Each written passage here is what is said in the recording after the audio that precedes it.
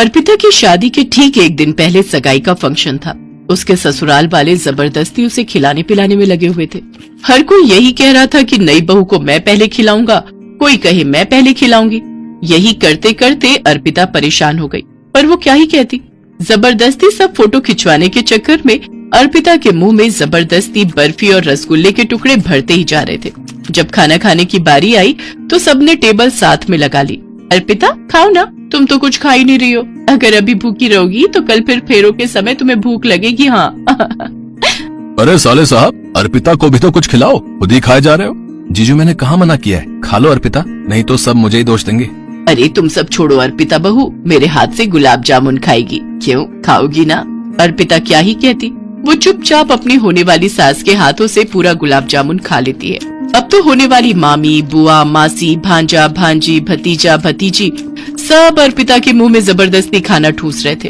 अर्पिता परेशान तो हो रही थी, पर वो नए बनने वाले रिश्तों का दिल रखने के लिए चुपचाप उस समय सगाई के फंक्शन में खाती रही। उस रात तो जैसे तैसे अर्पिता सो गई। अगले दिन उसकी शादी थी। शादी के फंक्शन में भी सुबह से रीति रिवाज शुरू हो गए, तो मायके में आए मेहमानों ने सभी रीति रिवाज निभाते हुए अर्पिता को कुछ न कुछ खिलाना शुरू कर दिया। जो मेहमान आए अर्पिता के मुंह में मिठाई और खाने की चीजें खिलाते रहे। बस चाची जी और मन नहीं है। अरे थोड़ा सा तो खा ले, फिर शादी के बाद हम कौन सा खिला पाएंगे। हाँ अभी तो मेरी बारी रह गई, रुको ये ले बिटिया, एक निवाला मेरी तरफ से भी। खा, तू भी क्या याद रखेगी, तेरी ताई ने तुझे खाना खिलाया। मम्मी बस मुझे और भूख नहीं है, ये रीति रिवाज कितनी देर और चलेंगे। अभी अंकित के मम्मी पापा भी आकर गए हैं, उन्होंने भी मुझे बहुत सारा खिला दिया है। अर्पिता अब ऐसे किसी को मना करते अच्छा नहीं लगता, कोई बात नहीं थोड़ा खा ले, वैसे भी अब तेरी शादी हो जाएगी, फिर कौन सा तेरी चाची ताई और मामी वगैरह को तुझे खिलाने का मौका मिलेगा। रुक, तेरे मामा जी और पापा बुला रहे हैं, मैं अभी आती हूँ। किसी तरह अर्पिता की शादी हो जाती है और शादी के बाद वो अपने ससुराल आती है। पर शादी की रात से ही अर्पिता के पेट में गड़बड़ हो रही थी। जैसे तैसे उसने फेरों के समय अपने आप को संभाल लिया, पर ससुराल पहुंचते ही उसकी हालत बिगड़ने लगी। अब नई नवेली बहू किसे कहे और कैसे कहे। अर्पिता, माँ ने तुम्हारे लिए ये गरम गरम नाश्ता भेजा है, तुम जल्दी से कर लो, फिर कुछ देर बाद मोहल्ले की औरतें आएंगी और तुम्हारी मुंह दिखाई की रस्म होगी। बबली दीदी वो मैं, अरे शर्माना कैसा, मुझे पता है आपके लिए घर नया है, इसलिए आपको मेरे सामने खाना खाने में शर्म आ रही है। ठीक है तुम खा लो, मैं थोड़ी देर बाद दोबारा आती हूँ। दीदी अंकित कहाँ है? अंकित वो तो अपने जीजू के साथ नीचे हॉल में नाश्ता कर रहा है। अर्पिता की ननद ढेर सारा मक्खन लगाकर आलू के पराठे और दही रख जाती है। अब अर्पिता ना खाए तो भी बुरी बनेगी और खाए तो भी उसकी हालत खराब होगी। अर्पिता पूरी तरह से फंस चुकी थी। तभी उसकी सास आ जाती है। अरे अर्पिता बहू, तुमने अभी तक नाश्ता नहीं किया, क्या हुआ? मेरे हाथ के आलू के पराठे पसंद नहीं आए क्या? नहीं नहीं माँ जी, पराठे तो बहुत टेस्टी है, मैं बस खा ही रही थी। अच्छा, ये लो साथ में ये भी खा लो। तुम्हारे ससुर जी तुम्हारे लिए ताजी ताजी जलेबियां और रबड़ी लेकर आए हैं। वो बोल रहे थे कि यहाँ के फेमस हलवाई की रबड़ी जलेबी है, तो अर्पिता को जरूर खिलाना। बड़े मन से उन्होंने तुम्हारे लिए भेजी है। अर्पिता रबड़ी जलेबी देखकर परेशान हो जाती है। पहले ही उसका पेट गड़बड़ कर रहा था, ऊपर से रबड़ी जलेबी अब ससुर जी ने भेजी है। ये कहकर सास ने कुछ कहने से ही रोक दिया। क्या करे और क्या ना करे, जबरदस्ती सास मुंह में रबड़ी जलेबी ठूसे जाए। अर्पिता चाहते हुए भी मना नहीं कर सकी। सास के जाने के बाद अर्पिता परेशान हो गई। वो बार बार टॉयलेट भागे, फिर बाहर आए, फिर भागे, फिर बाहर आए। जिस बात का डर था वही हुआ। अर्पिता को दस्त लग गए, उसका पेट खराब हो गया, लगातार लूज मोशन आए जा रहे थे। बिल्कुल पानी दस्त करते हुए अर्पिता को कमजोरी महसूस होने लगी। उधर से उसकी ननद उसे लेने आ गई। अर्पिता क्या हुआ, तुम अभी तक बाथरूम में ही हो? माँ बहुत देर से तुम्हारा इंतजार कर रही हैं। मोहल्ले की औरतें और रिश्तेदार वगैरह मुंह दिखाई की रस्म के लिए हॉल में ही जमा हो गए। अभी आई, बस थोड़ी देर और दीदी, आप चलो मैं आती हूँ। ठीक है, नीचे आने से पहले मुझे आवाज लगा देना। ननद चली गई, पर अर्पिता के मोशन रुकने का नाम ही नहीं ले रहे थे। उसकी हालत लगातार खराब हो रही थी। जैसे तैसे वो तैयार होकर अपनी ननद के साथ हॉल में पहुंचती है। सब औरतें मुंह दिखाई की रस्म के लिए आती और अर्पिता को फिर से मीठा खिलाने लगती। ये लो बहू, हमारे हाथ से भी खाओ। अरे बहू ना शर्मा रही है, हमारे हाथ से नहीं खाएगी। नहीं नहीं, ऐसी बात नहीं है बहन जी। अर्पिता बहू, आंटी जी के हाथ से भी खाओ। अर्पिता जबरदस्ती मिठाई के पीस खा लेती है। सब लोग चाय नाश्ता वगैरह करते हैं और मजबूरी में अर्पिता को भी करना पड़ता है।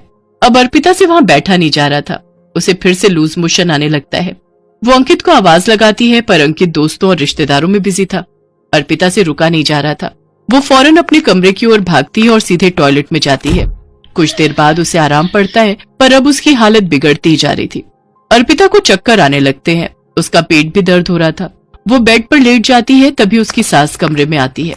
क्या हुआ अर्पिता बहू, तुम्हारी तबीयत तो ठीक है ना? जी माँ जी, मैं ठीक हूँ, बस ऐसे ही। अर्पिता अपनी सास की बात का जवाब भी नहीं दे पाती कि अचानक उसे फिर से लूज मोशन आ जाता है और वो टॉयलेट में भाग जाती है। कुछ देर बाद अर्पिता जब बाहर आती है तो उसकी सास के साथ साथ ननद भी वहीं खड़ी थी। क्या हुआ अर्पिता भाभी, आप कुछ छुपा रहे हो? दीदी माँ जी, वो मुझे ज्यादा हैवी खाना खाने से दस्त लग गए हैं। कल रात से ही पेट बहुत गड़बड़ कर रहा है। ओह। कहते कहते अर्पिता बेहोश हो जाती है। उसकी सास और ननद दोनों घबरा जाती हैं। अरे अर्पिता बहू, क्या हुआ? बबली, एक बार अंकित और अपने बाबूजी को बुला कर ला।